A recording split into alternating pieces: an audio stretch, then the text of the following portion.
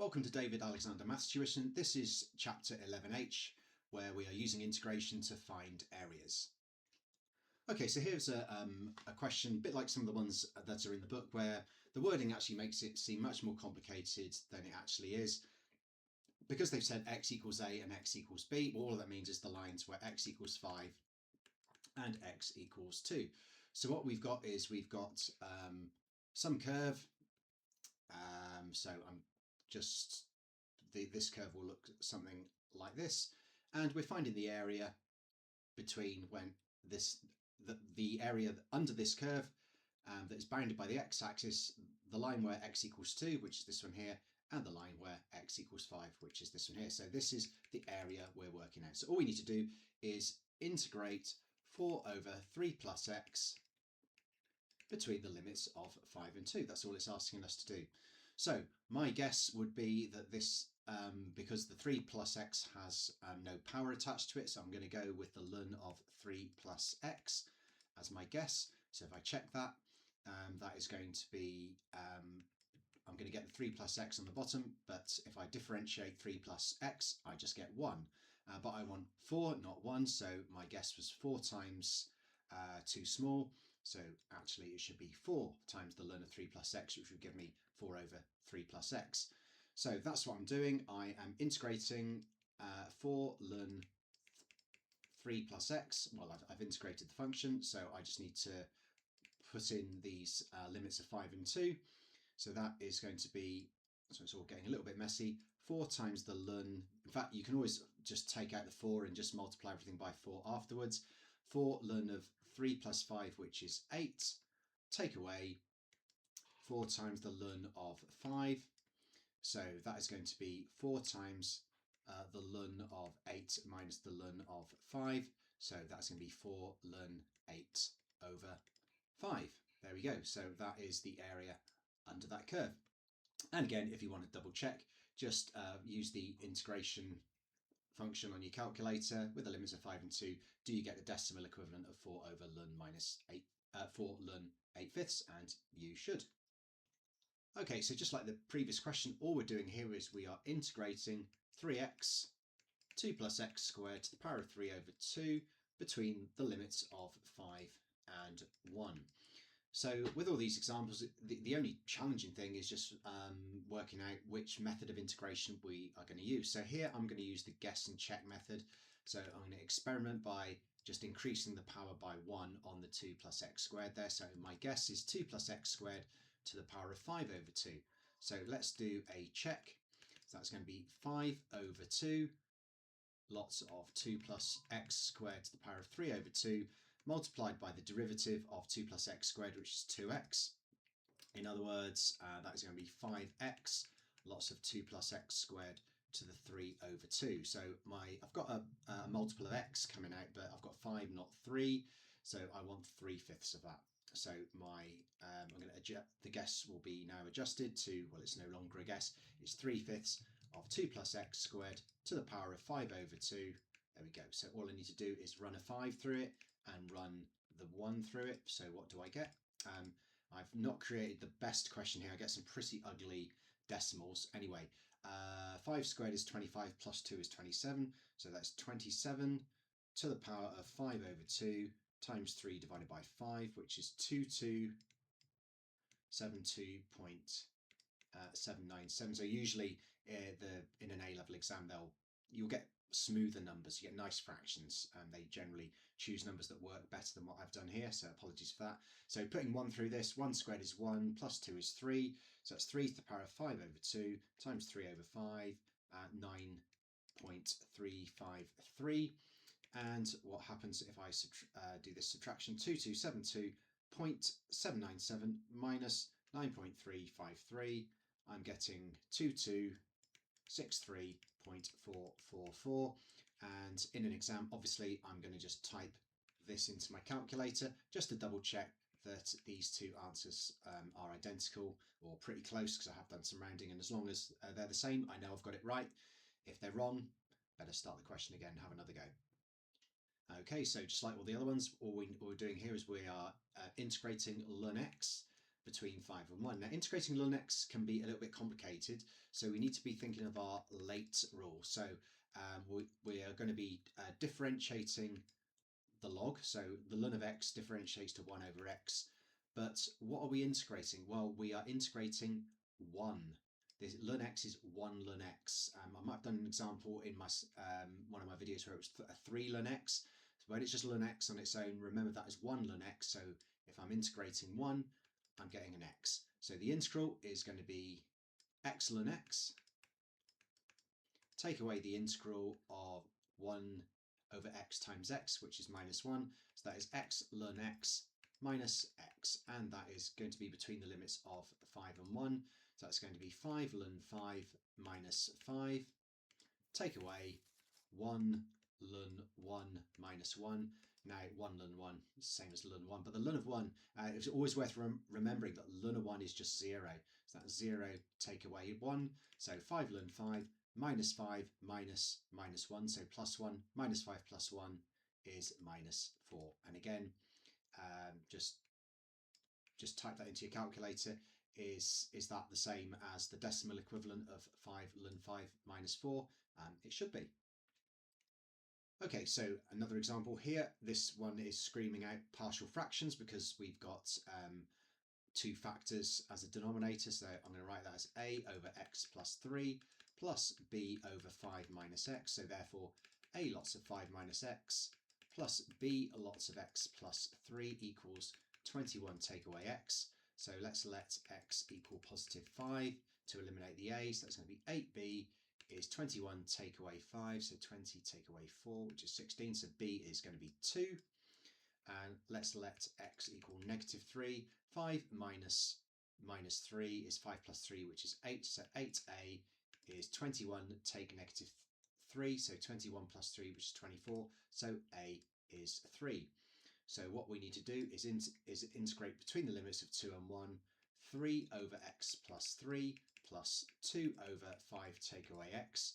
So that is going to be 3 ln x plus 3. So this would definitely be the ln of 5 minus x, but when I integrate that, when I differentiate the ln of 5 minus x, I get a denominator of 5 minus x, and on the top I get negative 1. So because I want positive 2, I'm going to have to multiply by negative 2, so minus 2 ln 5 minus x. Maybe we could combine them together, but we don't really need to. Let's just see what happens when we chuck the numbers in. So it's going to be 3 ln 5 minus 2 ln 5 take away 2 minus 2 ln 3. Take away 3 ln 1 plus 3 is 4 minus 2 ln 5 take away 1, which is 4. So that's 3 ln 5 minus 2 ln 3. Take 3 ln 4 plus 2 ln 4. Okay, so 3 ln 5 minus 3 ln 4. I can write that as 3 ln 5 over 4. And positive 2 ln 4 minus 2 ln 3. I can write that as 2 ln of 4 divided by 3. So 2 ln 4/3. So that is my final answer. Again, what is that as a decimal? Do I get the same answer if I just chuck that into my calculator? And the answer is yes. Okay, so just like all the other examples, what we need to do is integrate x e to the 4x between the limits of 3 and 0. Now, this is the product of two functions, so we're going to need to use our late rule here. We've got algebra and exponentials, so we're going to differentiate the algebra, so x differentiates to 1. And we're going to integrate the exponential, which will integrate to 1/4 e to the 4x. So what we have is 1/4 x e to the 4x, take away the integral of 1/4 e to the 4x. So that's 1/4 x e to the 4x minus 1/16 e to the 4x. And that is going to be between the limits of 3 and 0. So that's going to be 3/4 e to the power of 12 minus 1/16 e to the power of 12. Take away a quarter. If x is 0, then that's going to be 0. And e to the power of 4 times 0 is e to the power of 0, which is 1. So that's just going to be minus 1/16. So we've got 2 e to the 12s here. So what is 3/4 take a 16th? 3/4 take away 1/16. That is 11/16. So that is going to be 11/16 e to the power of 12 minus 1/16. So plus 1/16. Again, what's that as a decimal? Is that the same as when you just type this into your calculator? And the answer to that question should be, of course, yes. Okay, so here's a slightly more worded question, and we've got a diagram as well. So write down the coordinates of where the curve cuts through the x-axis. So what are the coordinates in these 3 locations? So that is when the f of x equals 0. So when is x cos x 0? Well, that is when x is 0, and it's when cos of x is 0. So when x is 0, then, well, obviously that's 0, 0. So that is one set of coordinates there, 0, 0. And what about when the cos of x is 0? Well, that means x is the inverse cos of 0. As we are doing calculus, we should be in radians here. So x is pi over 2, and also 3 pi over 2. So the other coordinates, this is pi over 2, 0, and this is 3 pi over 2, 0. There we go. Done. Okay, so we need to work out the area of each shaded region. We know that the x value here is 0. Here it's pi over 2, and here it's 3 pi over 2. So what we need to do is integrate x cos x between 0 and pi over 2, and integrate x cos x between the limits of 3 pi over 2 and pi over 2. So first of all, let's integrate x cos x. So we're going to have to do integration by parts here. X differentiates to 1. What differentiates to cos x? Well, that is, of course, sine x. So therefore the integral is x sine x, take away the integral of sine x. The integral of sine x is negative cos x, so minus negative cos x is plus cos x. Okay, so we're going to have to do use this integral twice. First time between the limits of pi over 2 and 0, and then the second time between 3 pi over 2 and pi over 2. So let's do our usual. Okay, so x is pi over 2. What is the sine of pi over 2? The sine of pi over 2 is 1. So that's just pi over 2 plus the cos of pi over 2, which is 0. So pi over 2 plus 0.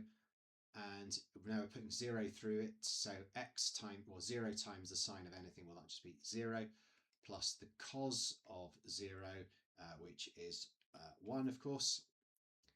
So what we've got is pi over 2, take away 1. So this area here is pi over 2 minus 1. Done. Okay, now we need to do a similar calculation, except this time we're just changing the limits.